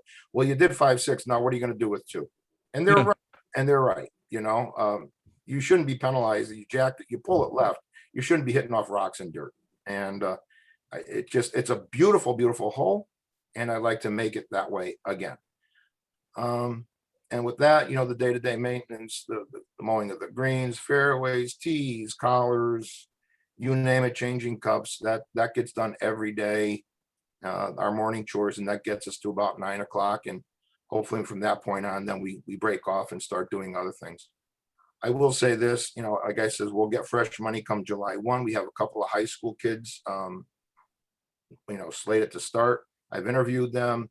They've filled out their hire packets on. We're just waiting for them to, or we're waiting for us to get through, and they'll be starting in that first week of July. We got a lot of work to do in the bunkers. We've got a lot of spraying to do. We've got a lot of crap in there. That's got to go away. They need to be reshaped in that you've got so much sand in some areas and not enough in others. I do have a plan for the bunkers. How many will get done? I don't know, based on our labor force. So again, it's just part of what we do, and we do the best we can with what we've got, Hey, Jerry, Yeah. can we take these 2 kids that come in and just for like the first few days, send one off the front, one off the back, and just fill divots with some grass, with some seeded sand? Because Yeah. these fairways are just getting worse and worse and worse, because a lot of the boxes don't have sand in them, but a lot of the sand boxes are busted. There's just so many divots out there, and Yeah. we can't fill them. We can't do it. So somebody but they got to get done. It's just getting bad out there. Peter, one thing I'm gonna ask Jerry. Jerry, the kids that are coming in, like you said, the golf course is a seasonal thing, right? Yeah. Now, are we gonna bring the kids in? Are they gonna go on vacation or stuff like that? Are we just gonna have kids that are gonna be there, no vacations, so we can get work done? That's the key thing. We gotta get the work done.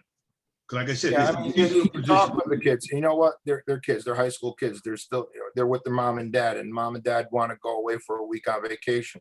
What are you gonna tell the kid? No, you got to stay here for the $12 an hour. Well, And that's not the labor force right now, Jim, as you probably well know. You could try and find somebody. You try and find somebody to come to work. I just had a conversation today. A friend of mine owns an irrigation business. He says I've got people calling me out saying, hey, you know anybody that wants a job? Because I can't find anybody. I cannot find a single person. So to dictate to a 15, 16, I shouldn't say 15, 16, 17-year-old, hey, you know what? You're here for the duration, and mom and dad are going to Myrtle Beach and you're not. Yeah, it's not going to work. It's not going to work. Well, true. That's the problem where we're having, because like everybody's collecting unemployment. But come September, all that's going to come to a stop, a halt. Yeah. That's all going to stop. Yeah. But like I said, it's a seasonal job, and when you bring people in, you're not. And they say, okay, 2 weeks, I got to go on vacation. No, what they do, I ask them when I talk with them, I'm like, okay, I know you're a kid, and what are your plans? And they're very honest and say, well, we're planning to go away for a week on such and such a date. I says, okay, but also understand this is a 7-day-a-week job. Right. So you're available 7 days a week. If we need you on the weekends, and I make that abundantly clear now, that this is a 7-day job, 7-day-a-week job. You may work, you may not, but you better be available for work. As far as dictating to them and saying, no, vacations are prohibited. No, I don't do that. I don't do that because again, they're kids, they've got a life and they've got a family. And if they go away for a week, I don't think it's the end of the world, you know? Nancy, Jerry, on the 7th hole, Yeah. in between the sand trap and it's on the fringe, there's a hole there and I assume it's for irrigation, but it's in the rough and it's pretty hard to see. Is there any way to mark it? Oh, just show Nancy, next time I see it, just show me. Is it on the right or left-hand side? Well, this is one of the ladies, I guess, almost stepped in today. That's why I'm bringing it up tonight.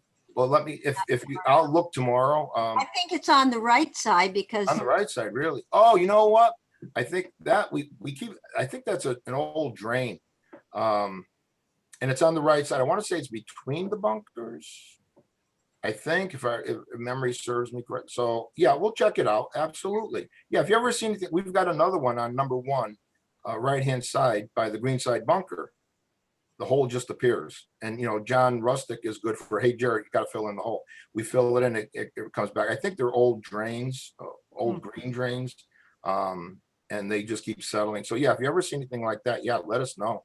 If you ever see a broken valve cover, the valve box cover, let us know. You know, there's a lot of them out there. We can't see everything, you know. So if you ever see anything like that, always tell Mark, tell me, and let me know. also on the second hole, is there any way that, I know you're going to be working on it, but people are still concerned about at what point can they pick the ball up and consider it, you know? GUR? Yeah, is there any way to just make a white line down there? So- Absolutely. If you know, that I agree with that. You know, if they, there's a lot of rock in there, as you know. Yeah. It's not just dirt. I wish it were just dirt. There's a lot of ledge. That entire fairway, we can't even aerify conventionally because of the ledge that's over there. So absolutely, we can GUR that and make that from the tree line towards the wall, all ground under repair, and they'll get a free drop. Okay, thank you.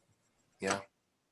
I just got one more thing to say because it's rather important. I got dropped on me another bomb this past week. The state has, and I think it's been this way for a couple of years, I'm not sure, but I got a call from HR. We have to abide by the state law, which says our seasonal employees cannot work more than 120 consecutive days. Or they would have to join the union, pay union dues, so forth. Here we and go. so on. Hmm. And this has got nothing to do with the blue collar union. It's got nothing to, this is coming from the state. Yep. So we have no choice but to abide by it. Obviously, we're not going to break the law. Now, I did a quick calculation today. One of our employees that started April 1, well, as of today, he's on day 77 already. By the end of the weekend, he'll be on day 80. So he's got 40 more days between now and Thanksgiving. Or Jerry. I shouldn't even say that because they're consecutive days. But Jerry, can you lay them off for a week or furlough them for a No, week? no. I asked the same question. I says, can they go away for a week and then no. Well, Can you hire someone else? I can hire somebody else. Yes, I can. Can they Boy, take a that's awful. vacation day or a couple of days off?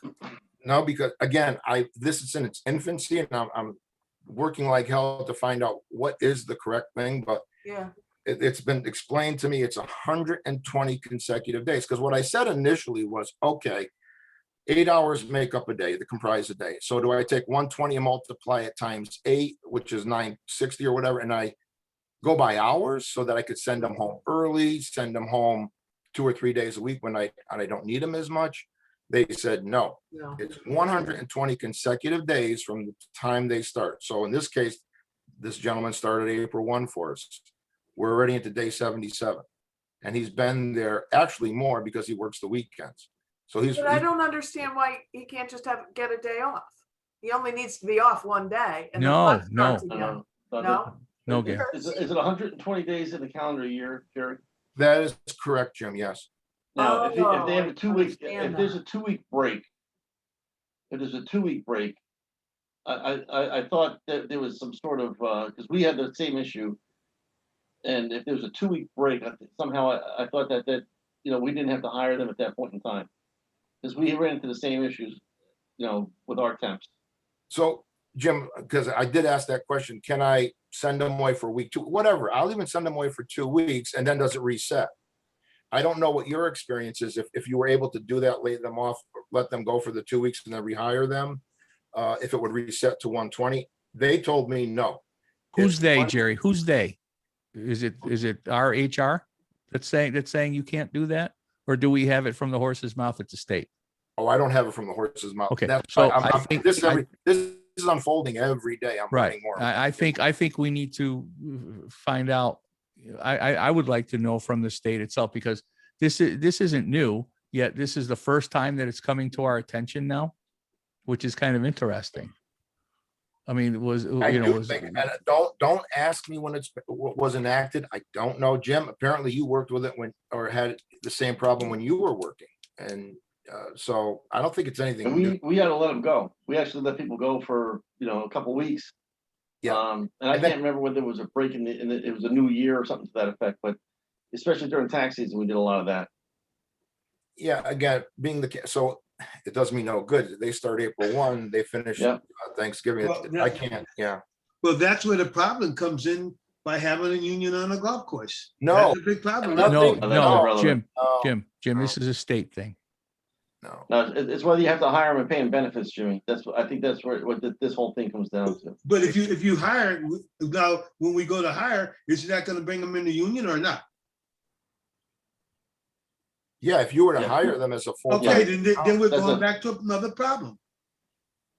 Well, you don't have a. Okay, Jim Norton, do you know anybody in the state or what department we would? is that labor Okay. that's saying this to you, Jerry? Yeah, it's Department of Labor. I don't know if you've got any friends at DOL, so. But Well, we have an HR person in town. And that's right, Oh, yeah. the HR person should be all So over this. why does that HR person not provide the documentation to support what Jerry's asking? That is on probably public did- information. Did we ask the HR department for this documentation? No, I didn't. And Okay. in her defense, no, I didn't, because when it was told to me, which is only, couple days ago, Jerry didn't use such nice language because I was not happy, but I will reach out to her. And Good. she's been She's your one. point of contact, Jerry. Yeah, You she don't is. get involved with labor. Let her take care of this and No, and and she's lay out the great. guidelines. No, she's great. She's great. And she'll provide me the documentation. But just, like I said, it's my understanding that 120 from the start date, 120 consecutive days. You can't, cheat it by laying them off for a week or two, and then the clock resets. So I'll get the documentation from her. And we've got to just figure it out as we move forward. We The have. last thing you want to do is have to hire them full time. And that's something. It's not you're gonna No, that's death. It's not gonna happen. I'm gonna Okay. tell you right now, it's not gonna happen. Okay. I But make sure your really count's right. Huh? I'm just to make sure your count is right. No, I That's all. can't, you know what, and they know how I feel, so. Okay. I Well, gotta- Jim, yeah, so maybe next month or well. No, uh, no, may- HR, no, HR has to deal with it. No, no, no, You're no, sure. I know that, but maybe you could just keep us posted as to via email where no one responds. It will just be an informational thing as to where that is, because we're not meeting in July or August, so. If it's something critical or whatever, we have to do a special meeting on. I mean, you got to have people working at the golf course. Yeah, you have to What find. what are you gonna do? You're gonna let these kids go home? No, don't worry, I'm looking into a bunch of different things right now. Like I said, this is all very new. I just, Yeah, and I can't, that's my point. I can't believe that this is just springing upon us this year. We've been doing this forever. So what's changed? But anyway, okay, is that it, Jerry? Yeah, I'm done.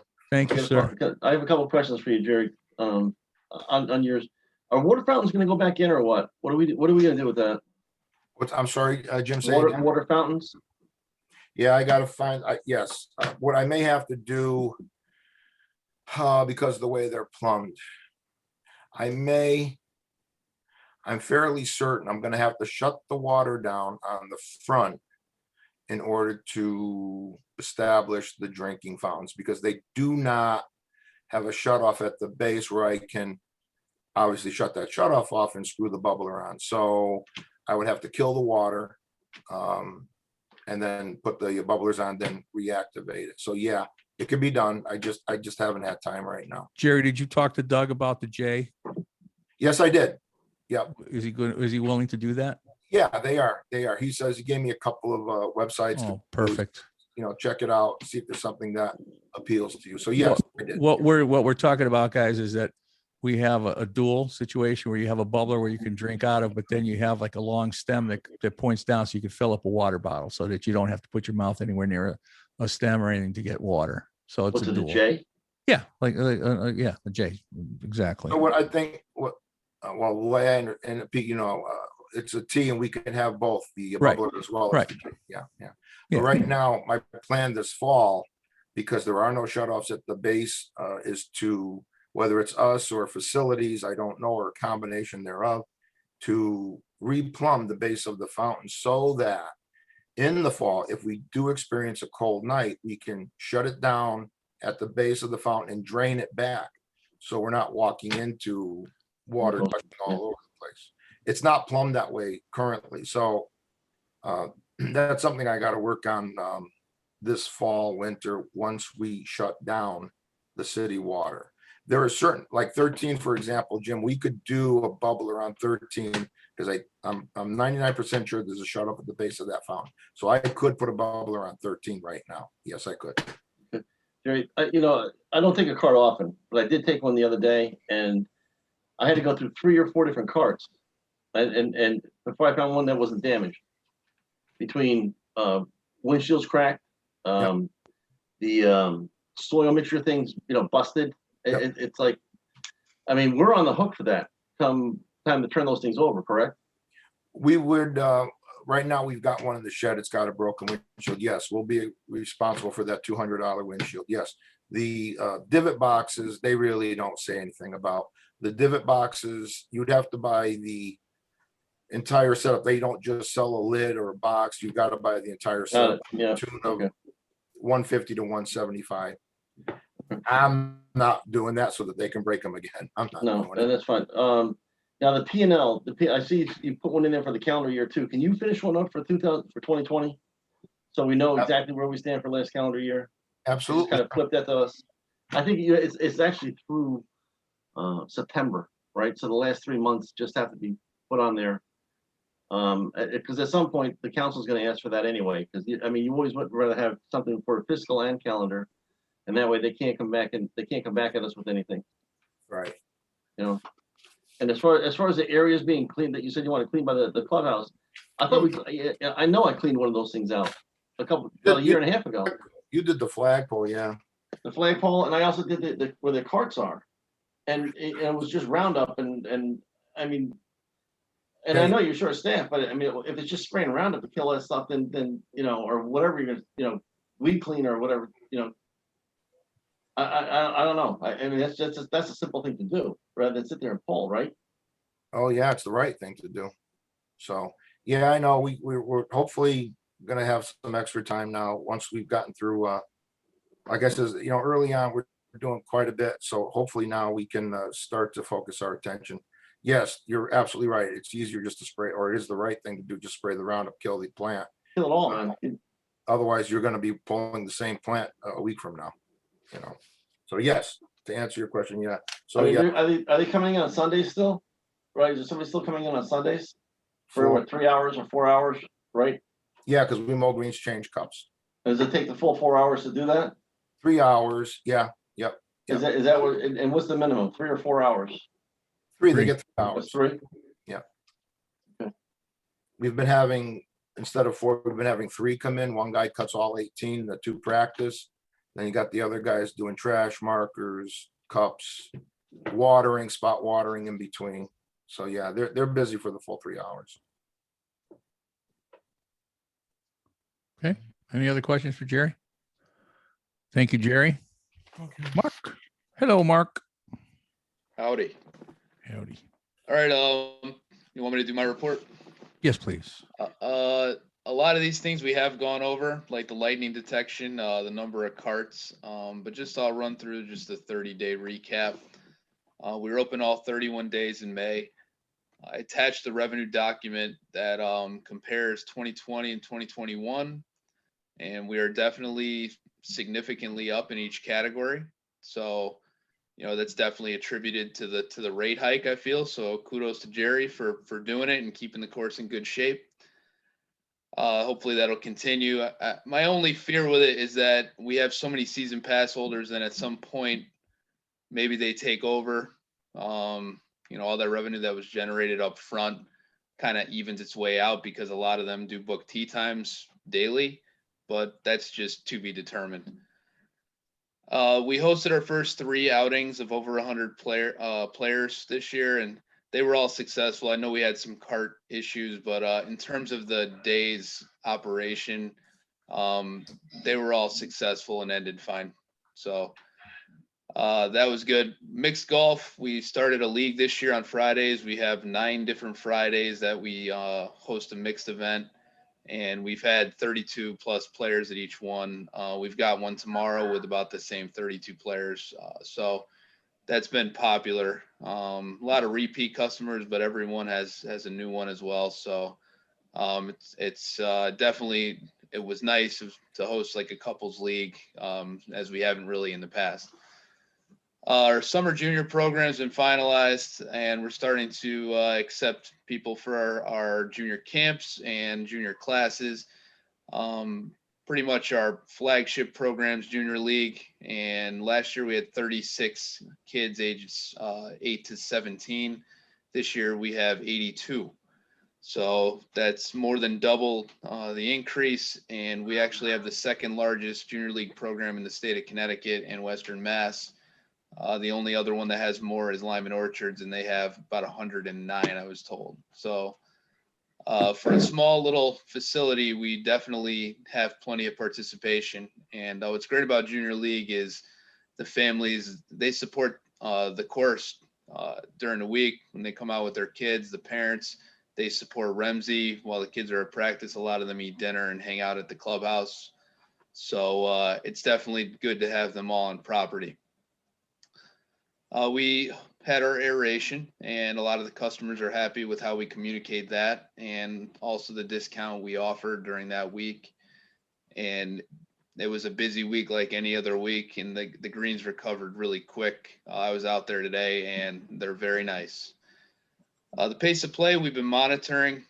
We've had a few bad days, but that's just a few out of all the bad days. Most of the rounds are under 4 hours and 15 minutes.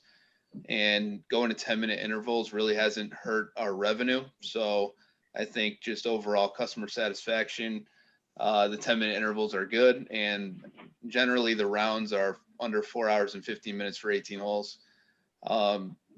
We definitely have some areas where there's issues. I think leagues in the evening tends to bog down a little bit. The only issue is we don't have a ranger. So we really don't have anybody out there monitoring this. And if we are generating that much revenue, I think that'd be something we look at in the future, to maybe having rangers during specific times, mainly afternoons during the week, and maybe weekend mornings as well. Jerry and I met with the Senior Men's Club and came up with a nice plan, and they were very open about it and willing to do whatever it takes to be more structured. So I think it's going to be much better. They're not going to stack up on the tee and just maybe have times go unused. Everyone's got a tee time. They're 10 minutes apart. So I anticipate it's going to be a very good thing, and I'm glad they were willing to work with us.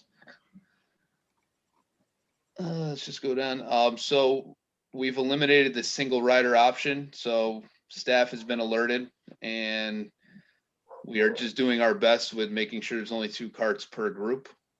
And that should help with the wear and tear on these golf carts. Just looking ahead, going to continue to advertise for the junior programs we're hosting, as well as the 9 and Dine. Remzi and I have very busy outing schedule for the rest of the year, so just try to coordinate and work together with him to make sure they're all successful. We're going to begin practice for our 6 PGA Junior League teams. In fact, tonight was the first practice for 17 and under, and tomorrow we have 13 and under. And just overall, this is a busy time of the year, so just controlling the tee sheet and keeping it organized is priority. So to make sure everything runs smooth. So we make sure the tee sheet is updated, and being able to do that from home has been a big help. I never used to be able to log into Golf Now reservations, and it seems like when I'm at Timberland, it's tough to focus unless I close my door. And I don't like to do that. So I am able to do some stuff at home to make sure the tee sheet is updated, and that's been good. So anybody have any questions for me? Jim, Martin? Yes. On our Hey. Monday League, more than once already, there's been a foursome that kind of hops in, and twice I've seen it's the same person, and they're saying, "Oh, the starter set us off with a shotgun." If it happens again this week, I'm gonna take it. I'll just snap a picture of the person, and I'm just gonna say, "Listen, you know what? Get out of here."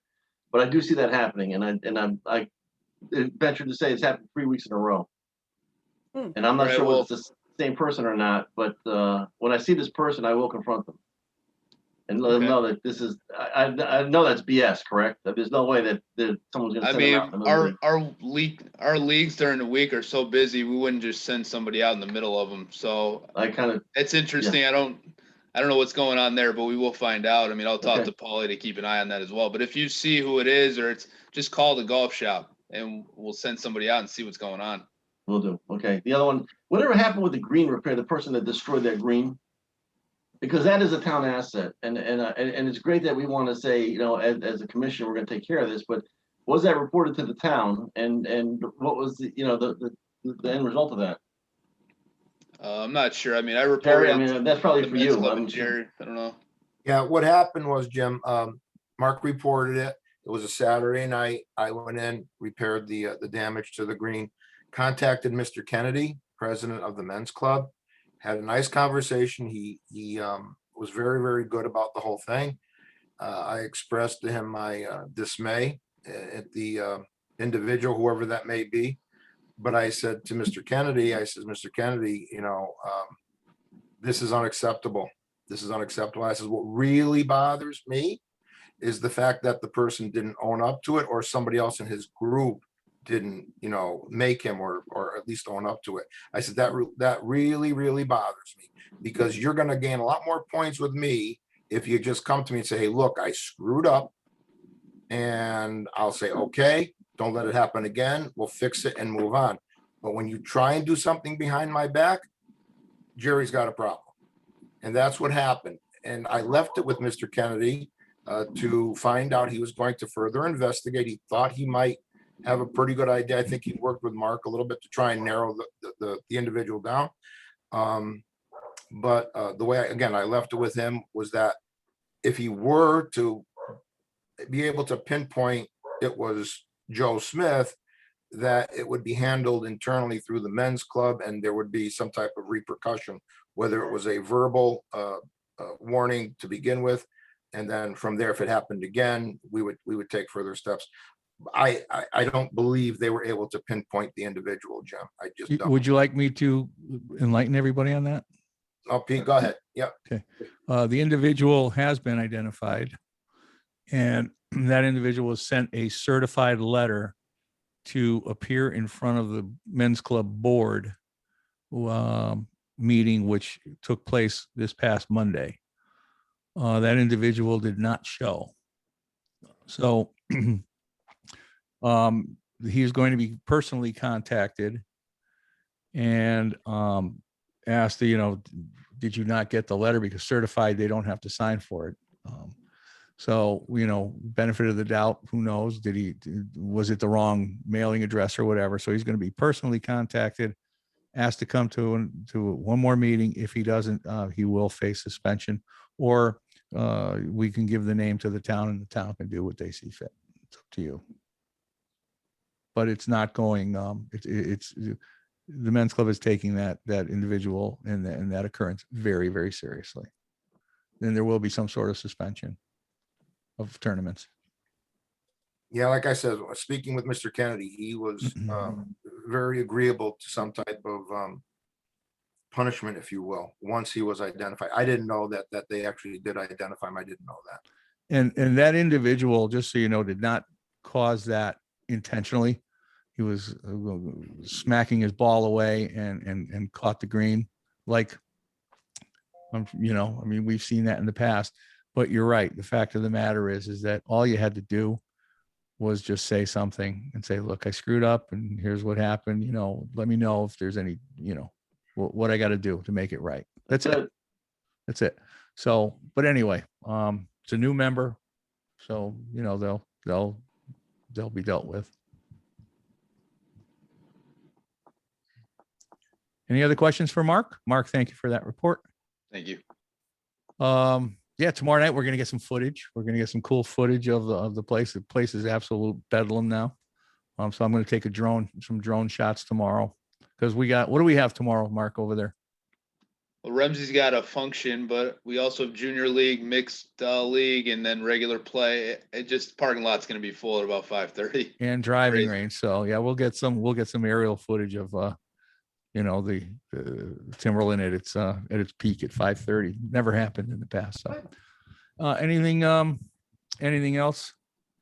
Can I put something on the agenda for September? Jerry, when I was going through the minutes, looking for the policies that we had passed in the past, we had as a commission 2 years ago or so discussed giving town employees resident rates. And we made that recommendation. I wasn't clear if it went to town council or not.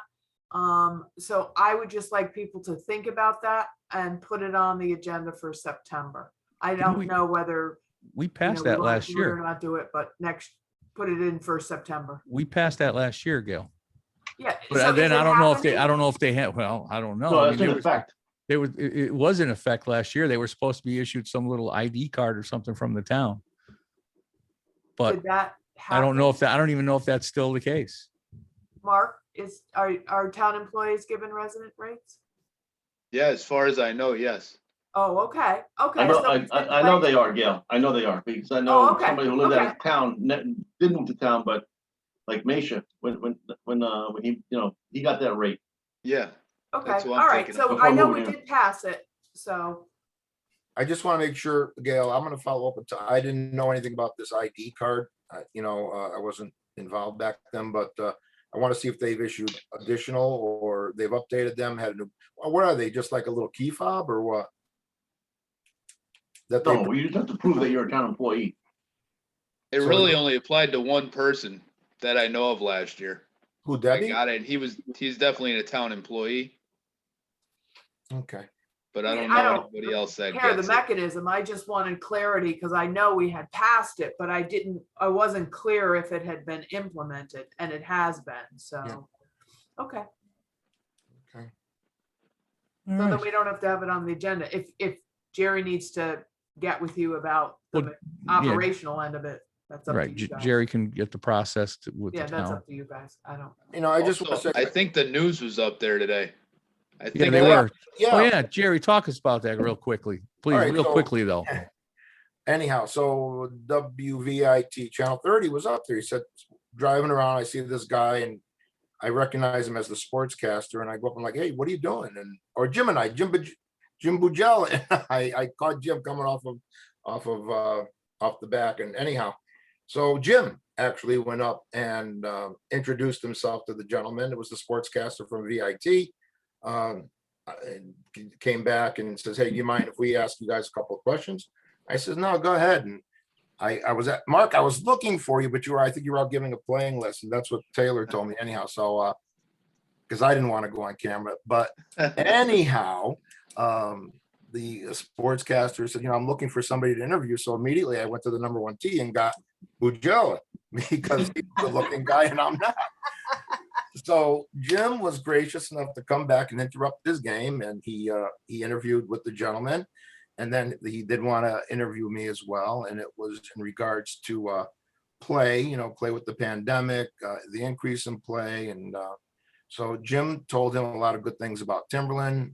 I followed up with the same and said how we were, obviously experienced, as did all of the industry, experienced the uptick in golf during the pandemic. I says the good news is for us anyhow, at least it continues. We're up 1,200 this year to date over last, whereas the more people you talk to, I think they're seeing a little bit of a decline. So I said that hopefully it continues for the rest of the season. But what I told him in addition was, because of the pandemic, a lot of people were either brought back to the game or exposed to the game. I said, our junior program is through the roof. And I said, I hope it continues. We saw a very diverse group, mom, dad, kids. And I do believe it will continue for the next few years, where people were either, again, coming back into the game after not playing for many years or just getting introduced to the game. So look for Jim and I Monday evening on the news. He'll be the good looking one. Which one? 6 o'clock or are they putting you off at 11? 11. Oh no, That's we're wrong. not. That's I wrong. told him we're on the 6 o'clock top. Oh boy, see, you made prime time. But wait, Don't worry. You'll be butted up for a commercial, Jerry. hey, Mr. Norton, don't forget, the famous saying was film at 11. So, 11's not bad either. Warner Wolf, let's go to the videotape. There you Way go. back in the day. A big thank you to Jim Bujala. Thank you, You're Jim. welcome. Thank He you. was awesome. All right. Anybody else? I actually scared that. I go up to the first, I'm like, hey, you come here. He goes, what did I do? What did I do? I'm like, you're gonna go give the interview. This guy wants to, I said, you're much better looking. You go. Mark, we gave a great plug to the junior league. That's good. Cool. Thank you. You're welcome.